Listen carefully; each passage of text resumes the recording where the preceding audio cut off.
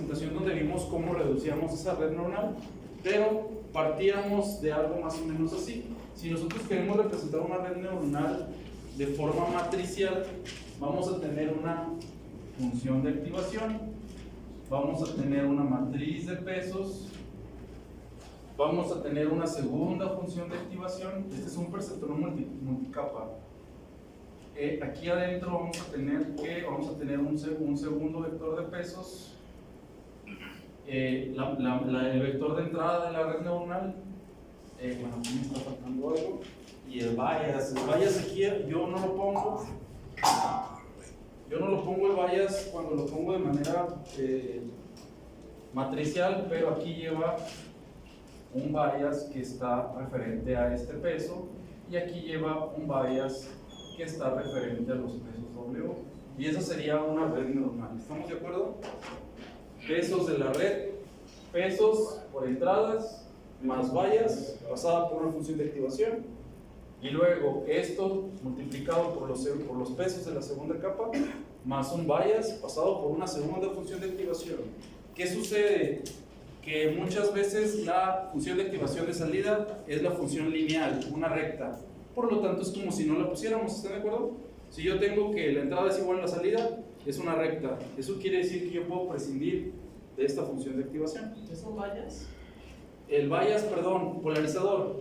Okay. Sí, en español lo habíamos manejado como polarizador. Sesgo también le dicen. Es el polarizador, discúlpenme, ahora se me... Polarizador. Polarizador era la palabra que íbamos a utilizar, o bias. Por eso se representa con B. Estos se representan con W porque son weights, son pesos.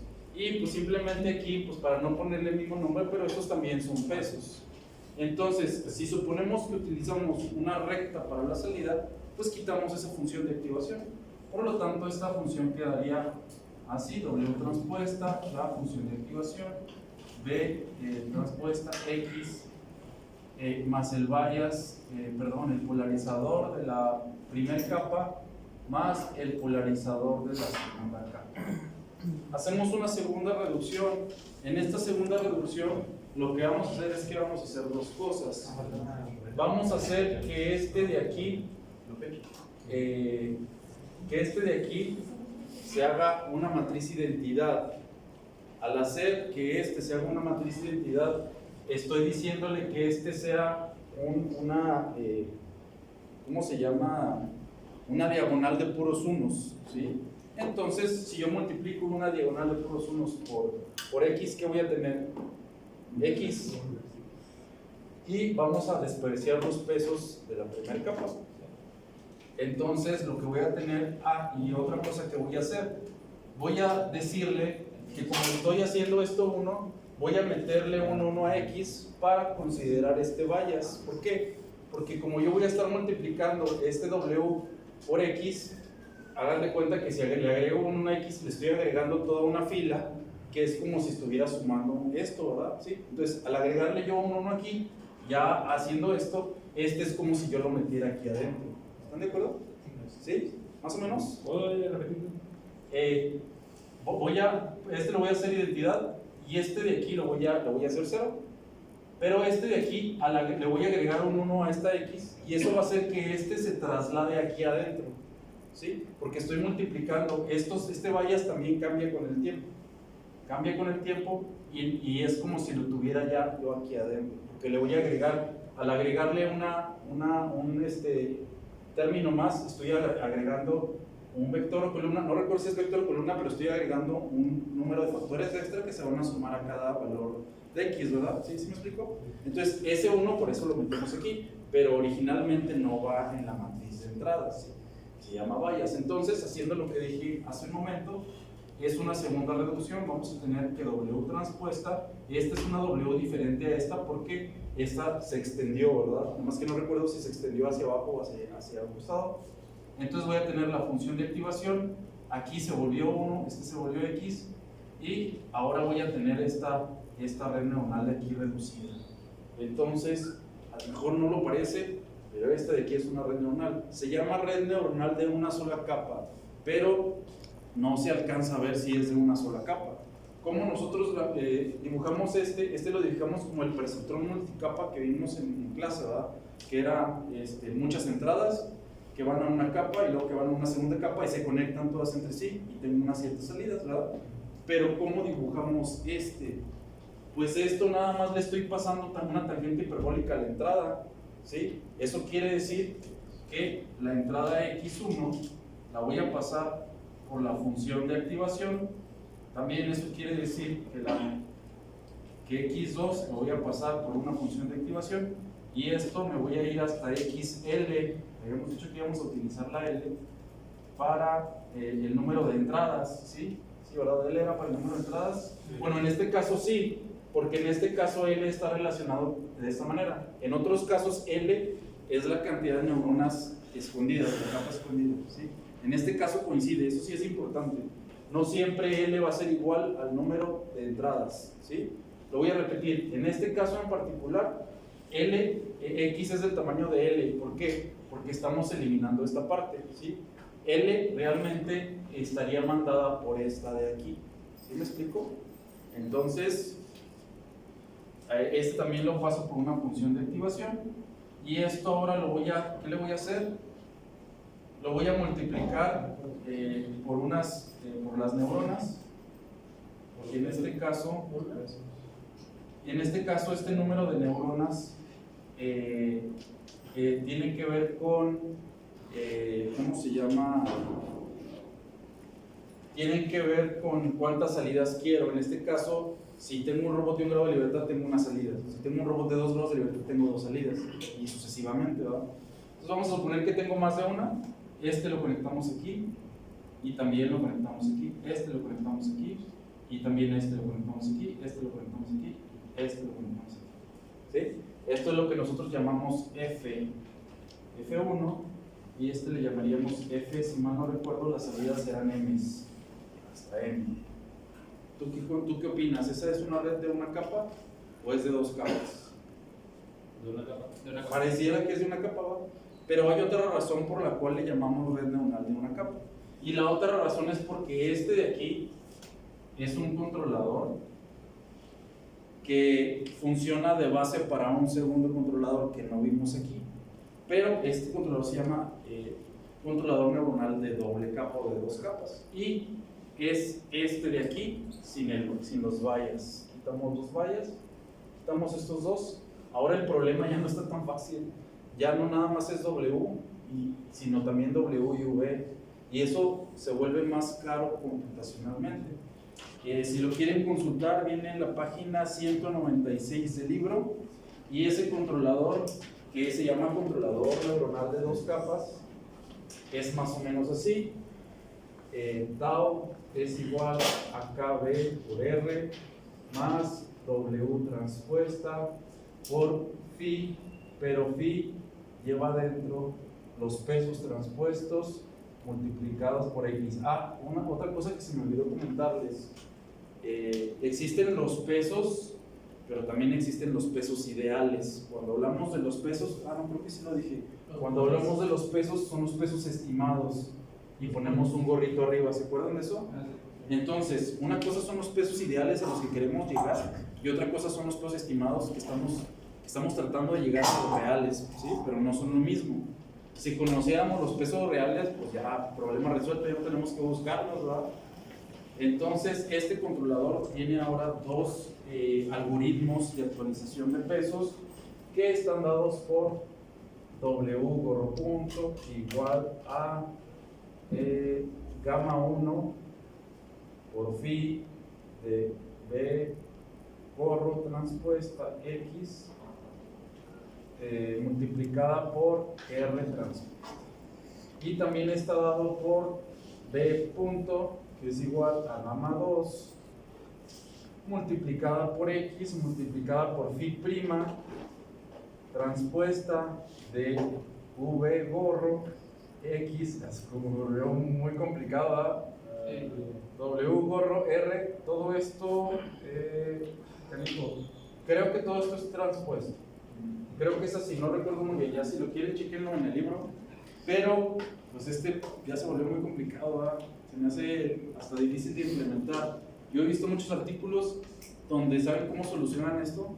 Dicen, pues mis pesos V no los voy a buscar, los voy a dejar en valores pequeños random y ya nada más calculo esto y esto se convierte en casi lo mismo que esto. Digo casi porque pues tengo que los pesos V, pero son random pequeños, ¿sí?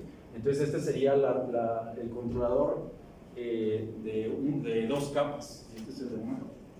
En la práctica, sinceramente, se supone que este debería ser mejor, pero el hecho que le pongas más pesos y ya tenga yo más pesos también lo complica un poquito, es más difícil de sincronizar, ¿sí? Pero matemáticamente no se puede representar que es de una capa o dos, o tres o cuatro.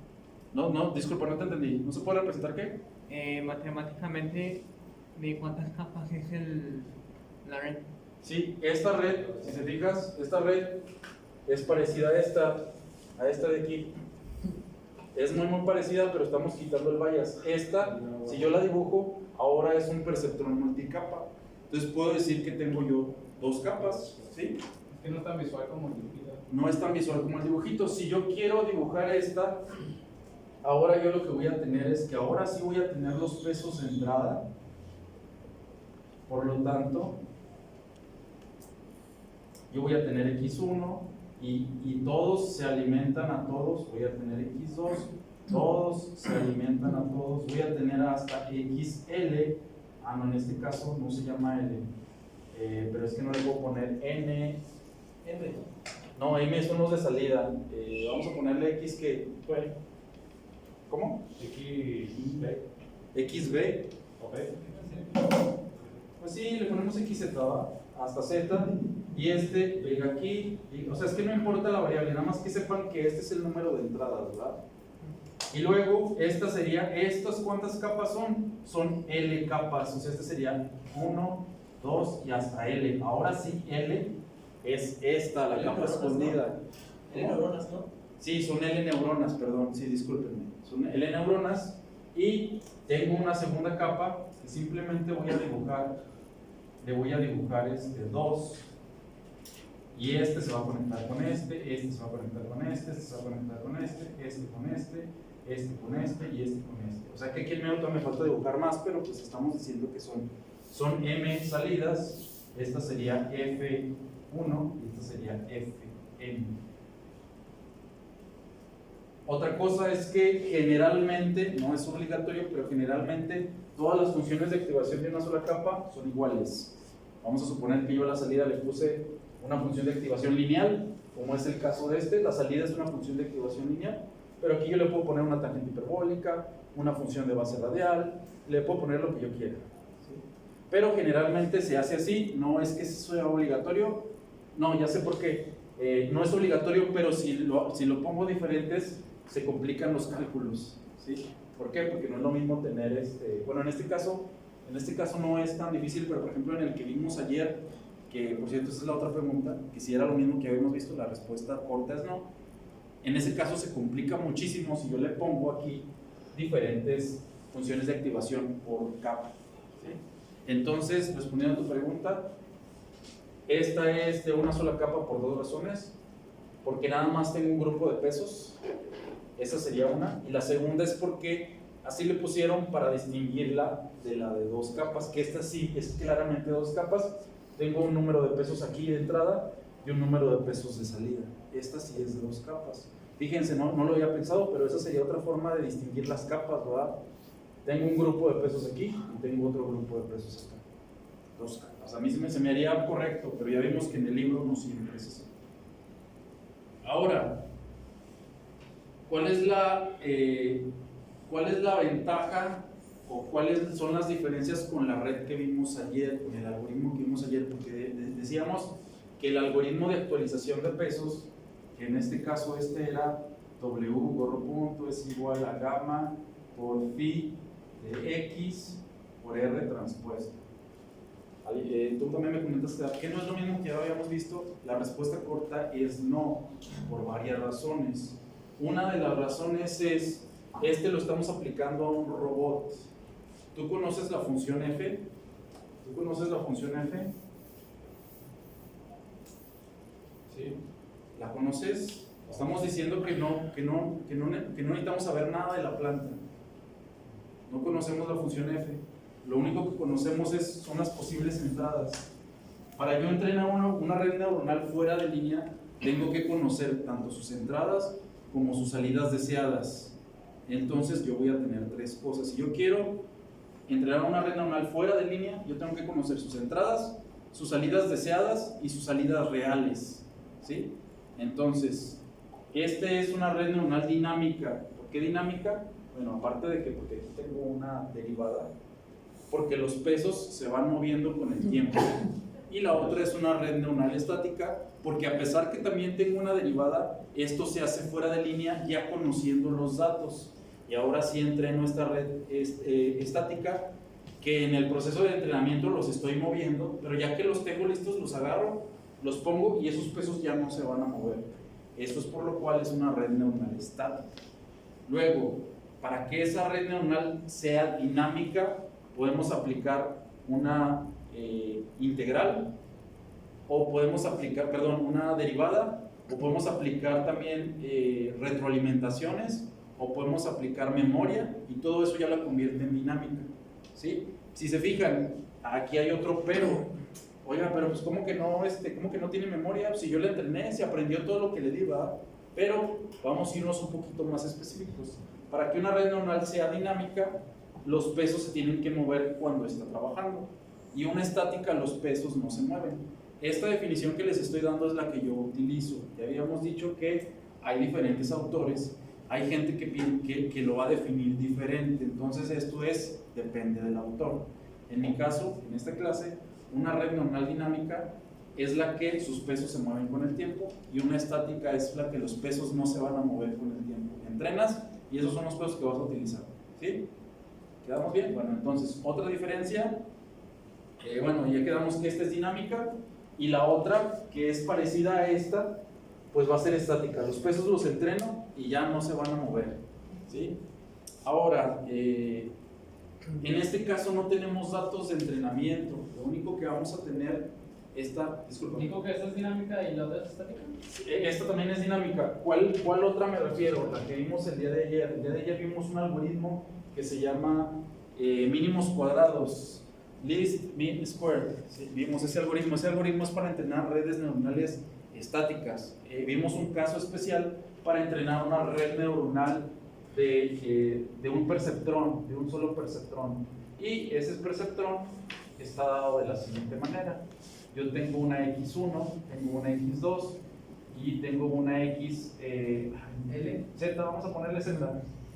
Sí, aquí puede ser L también, sí, pero en este caso vamos a ponerle Z para que coincida con esto de acá. En este caso sí es L, pero en este caso sí es Z, ¿sí?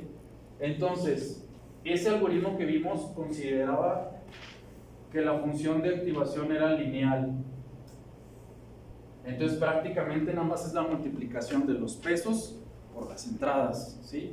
Esta red lineal, si lo pensamos simple, nos va a servir para cosas como una AND, como una OR, pero cuando yo quiero aplicar una OR exclusiva, la OR exclusiva no tiene una separación lineal, por lo tanto esta ya no nos va a servir.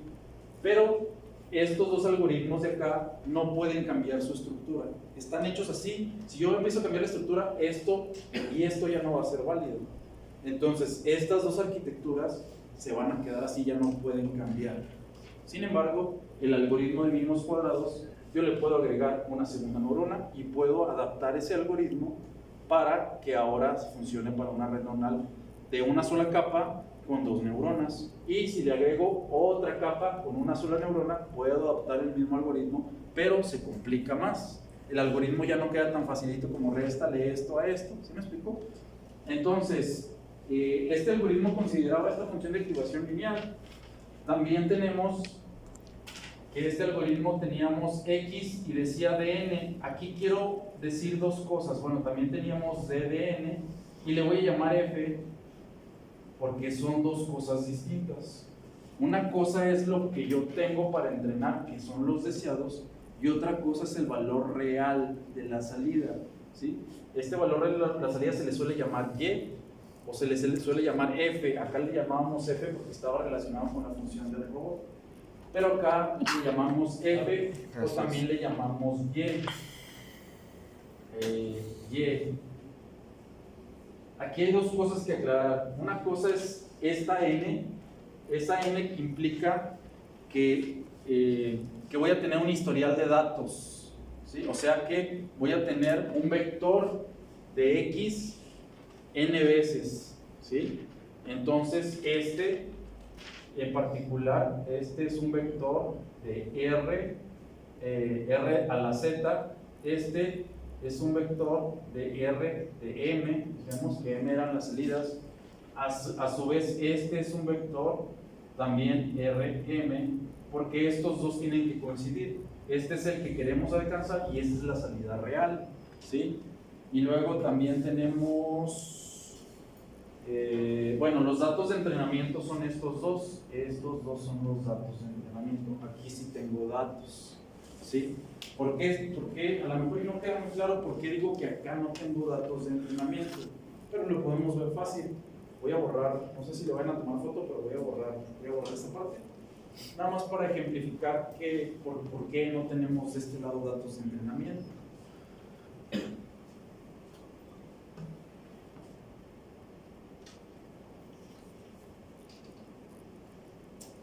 ¿Ya podemos borrar? Sí. ¿Por qué no tenemos datos de entrenamiento? Haz de cuenta que cuando hicimos este controlador decíamos que Q tilde 2 puntos era igual, era tilde, no era Q, ¿verdad? Dijimos que Q 2 puntos era igual a menos la matriz de Coriolis, Q punto, menos la fricción, aquí lo habíamos puesto de Q punto, menos la matriz de gravedad, creo que aquí llevaba Q, si mal no recuerdo, más o menos, esto no importa, un vector ¿cómo se llama? De perturbaciones, este lo podríamos quitar, ¿verdad? Más tau, esta es la entrada de control.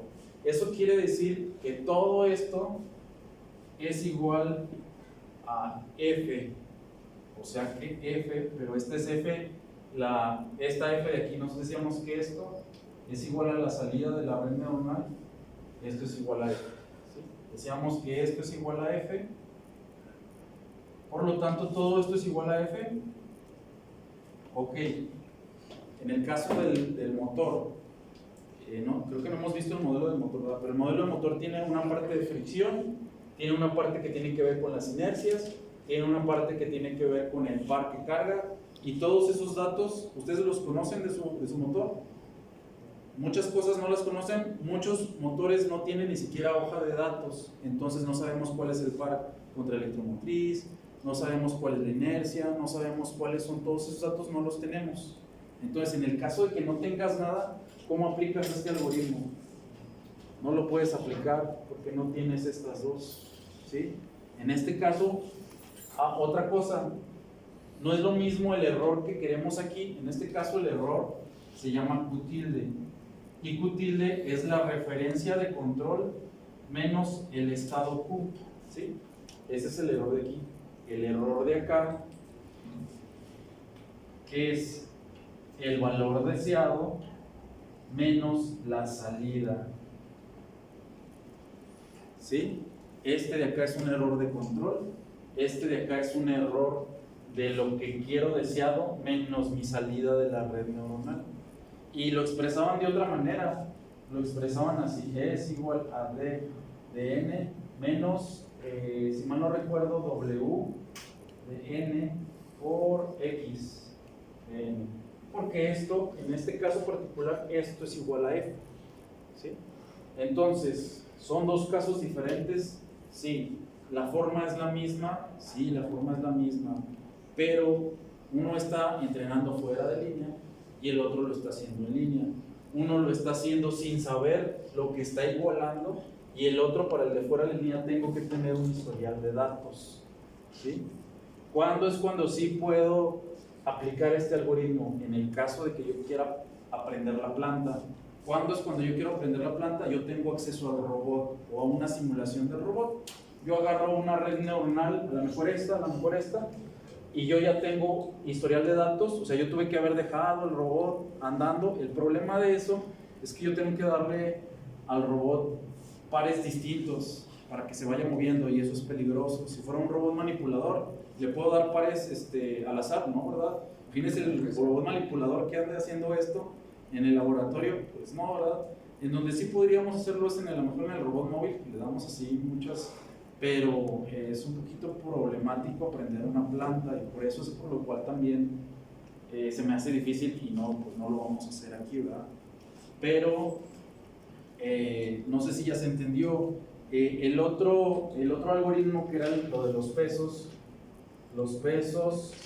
eran iguales, eran de k más 1 o de n más 1, eran igual a los pesos anteriores más una, ¿cómo le llamábamos? Tasa de aprendizaje por x de n por el error de n. Entonces, esto de aquí es una integral, o sea, es equivalente a esto. ¿Tiene la misma forma? Sí, tiene la misma forma. ¿Es lo mismo? Ustedes digan, ¿no es lo mismo? No, ¿verdad? Son cosas diferentes que tienen una forma muy similar, y hay una razón para ello, que usan el mismo método. Nada más que este utiliza más matemáticas. No sé si se dieron cuenta, pero el día que expusimos este tema, para llegar a este término, ¿se acuerdan cuántas matemáticas tuvimos que hacer? Eso lo utilizamos con otro método que se llama funciones de Lyapunov. Utilizamos la teoría de Lyapunov, donde decíamos que teníamos que proponer una función b que tenía que ser definida positiva, eso quiere decir que sea creciente, y teníamos que tener una versión una derivada de b punto que tenía que ser decreciente. Esas son matemáticas que no nos vamos a meter, pero ustedes lo que tienen que entender es que de todas esas matemáticas salió esto. A su vez, para sacar esto hay que aplicar las mismas matemáticas, pero con pasos extra, porque ahora tengo este, ¿sí? Fueron matemáticas diferentes las que me dieron esto, ¿sí? Pero el método incluso creo que tiene el mismo nombre.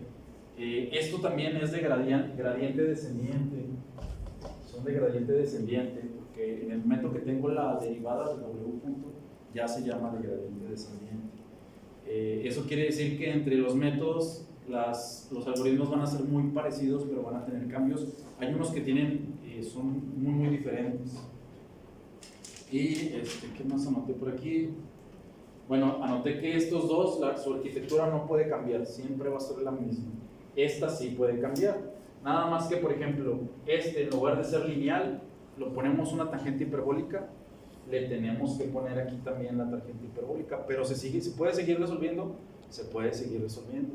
Si aquí le pongo otra neurona aquí, pues sí, va a cambiar. Ahora la salida tiene que ver, ahora la salida pues ya es de 2, ¿verdad? En ese caso pues no, porque mi deseado nada más es de 1, ¿sí? Bueno, en este caso particular, yo aquí ya le modifiqué, pero, o sea, ya estamos hablando de que mi salida es de 2, ¿verdad? Entonces ahí no nada más le tendría que agregar una neurona, sino que también le tengo que agregar una capa más. Pero se sigue pudiendo hacer, porque esto es la salida. O sea, no sé si los estoy perdiendo, pero si yo le agrego aquí una neurona más, y yo aquí a la salida le agrego también una neurona más, ahora esta parte de aquí va a cambiar, ¿sí? Y también esta parte de aquí, no, esta creo que se queda igual, porque son las entradas por el error, y el error ya está dado aquí. Entonces, ¿cómo va a cambiar en el caso en que yo esté cambiando ahora todo esto? Va a cambiar de la siguiente manera. Ahora la salida les voy a llamar aquí W. Lo voy a poner al revés porque este es W, pero no se me van a confundir. En este es V y este es W, pero aquí lo voy a cambiar, no se me confundan. Ya esto les voy a poner V. Entonces, este error de aquí, más bien dicho, este término de aquí F, ahora F de N, para el caso 2, va a valer igual a ¿qué? A una función de activación que puede ser lineal, multiplicada por B transpuesta, multiplicada por ¿qué?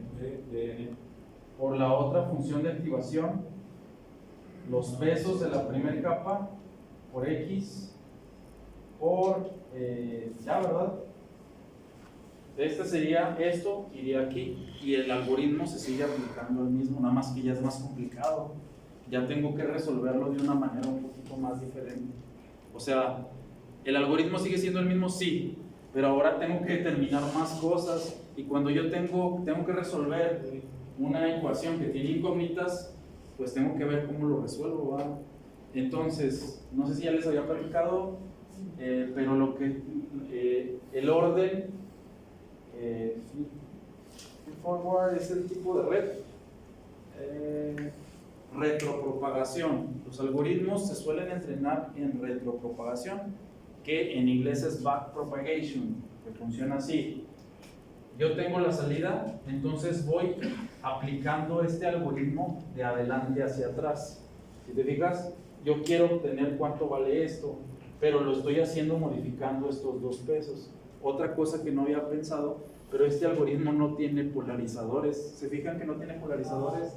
Le están faltando los polarizadores. O sea que este algoritmo, con una sola capa, todavía le falta el algoritmo que consiga sus polarizadores. Entonces, ya en este modificado, pues yo tengo que ir de adelante hacia atrás. Suponiendo que esta fuera lineal, pues esta como quiera ya no la ponemos, ¿verdad? Otra cosa que también pasa, que esta puede ser lineal, pero la pendiente puede ser diferente. O sea, que en lugar de ser pendiente 1 a 1, la pendiente la cambiemos, ¿verdad? Eso también lo podemos hacer. Entonces, en este caso, primero nos iríamos de adelante hacia atrás, o sea, primero calcularíamos los posibles valores de B y luego calcularíamos los posibles valores de W, y con el tiempo vamos mejorando. ¿Sí? Entonces, no sé si hay alguna duda hasta aquí. ¿Por qué? Porque sí dio la impresión de que vimos lo mismo dos veces, ¿verdad? Pero realmente vimos dos cosas distintas. Nada más que no me paré a explicarlo específicamente. Y estos algoritmos son algoritmos dinámicos, y estos son algoritmos estáticos. ¿Sí? ¿Coinciden en forma? Sí, coinciden en forma, pero lo que se le da de información es distinto. ¿Qué otra cosa tengo anotada por aquí?